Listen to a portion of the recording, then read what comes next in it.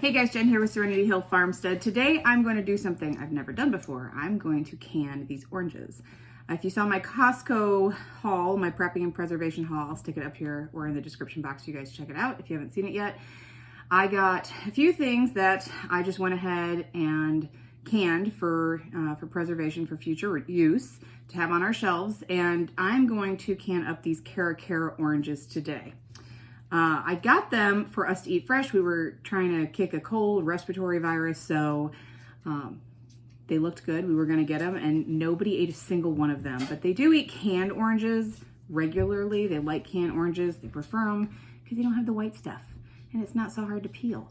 So we're going to go ahead and peel them and put them in jars. Now, I'm not going to do it with sugar. I'm not going to do it with a sugar syrup. I'm going to do it with a honey syrup. We have raw honey from our bees, so I'm going to use it. And that'll be the first time I am using a honey syrup, so I'll do it here. So first thing I'm going to do is go ahead and peel all these oranges. I'm going to save the peels because I'm going to make something with the peels too. Not 100% sure yet. Probably a vinegar, probably a citrus vinegar for cleaning. That's what I'm thinking.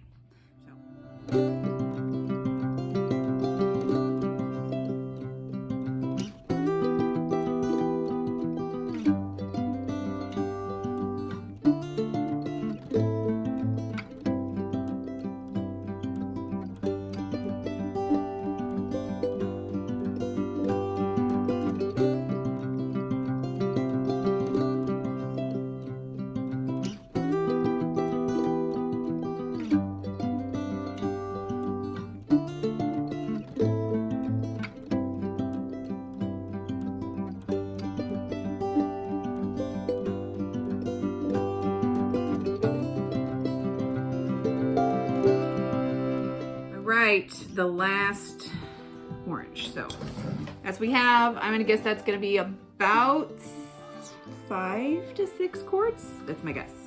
So we'll see what we got here. The estimate was like 15 pounds of oranges was gonna be about 7 quarts. So we'll see. We'll see what happens here. So to make the syrup, I'm gonna use our raw honey from our bees. It's about 3/4 of a cup of honey to 4 cups of purified or distilled water. Don't use tap water. You can do your own research there. That's my personal choice.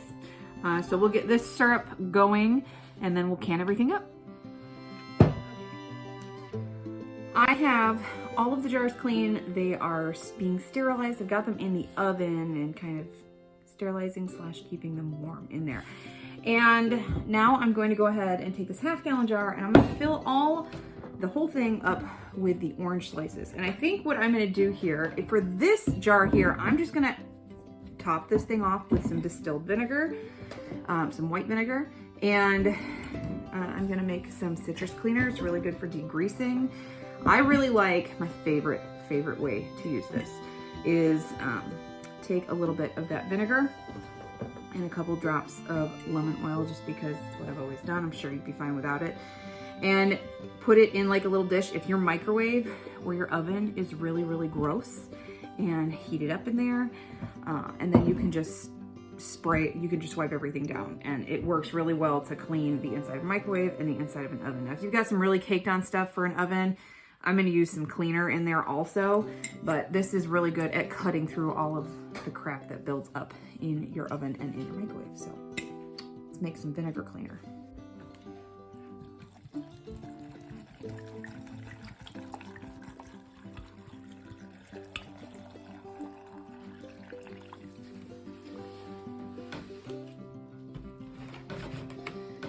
Okay, and I'm just gonna go put a lid on this and stick this under my sink and let this just sit for a couple weeks and get all of the goodness infused into the vinegar, and this will be good to go.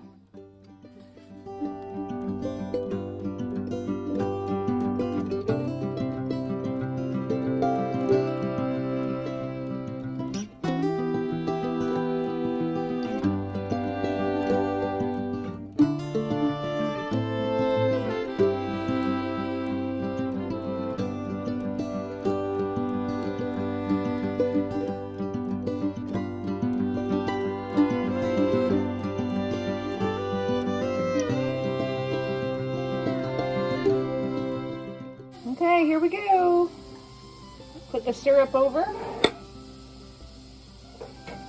It smells wonderful.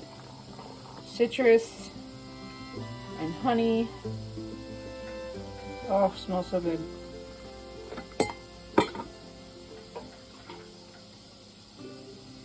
I'm pretty sure I'm gonna have quite, well, maybe I won't. I was gonna say I was gonna have quite a bit left over, but probably not. Now I'm wondering, you can see it's a little cloudy right now, if it will be clear when this is done, just because it's honey. And I did use goldenrod honey, and that is the honey that the bees forage off of the goldenrod at the end of the season, that has a higher protein amount in it to carry them through winter. It's just a thicker honey and it's sweeter. It's got a little bit different of a flavor. So I'm wondering how that'll change. See how that is not clear? Which I personally don't care. But if you want a real pretty crystal clear jar, yeah, that's fine. I'm wondering. Mom, can I have granola bar? Yes, can you tell they're hungry? Yes, you can have a granola bar. Yes, you can have snacks. I will have lunch ready as soon as I am done with this. So if you want to have that clear jar, I don't know if honey would be the way to go. Only time will tell. I guess we'll just have to wait and see how this looks afterwards.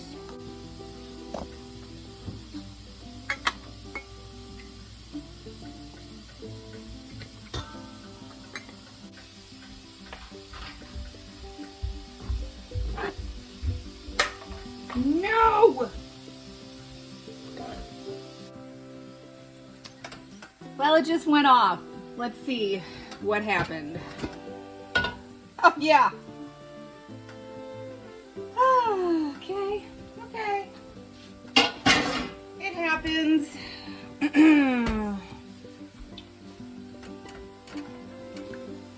Ooh, this is the one that I thought broke. Nope. Looks good. Looks good. 1,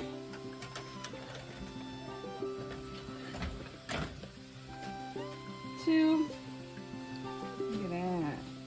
See the orange stuck to it? That's from the one that broke.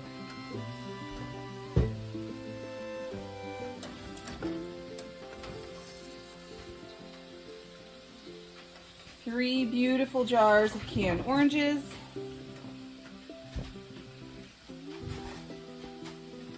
And the mess. Okay, ignore the mess. Canning is messy. They look pretty good. I think they'll seal well.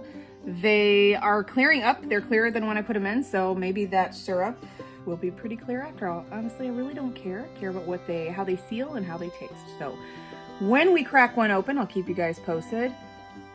This right here, the rest of the peels, I've got my vinegar under the sink. I have another plan for. I'm going to dehydrate these. I'm going to cut them up really, really tiny. Scissors work better than a knife. And I'm going to put them on the dehydrator and make them into orange powder that I will end up using in one of my herbal soaps. So if you're interested in seeing that process, not the process of dehydrating that, it's pretty uneventful. You stick them in the dehydrator, and when they're nice and crisp and dry and done, you stick them in a blender of some sort and pulverize them until you get a powder. But if you want to see the process of how I make soap with this, then make sure you hit the subscribe button and the notification bell so you get notified when I put that video out. But I hope you guys found this video useful, entertaining at the least. Crack jars happen, guys. And we'll see you guys in the next video. Bye.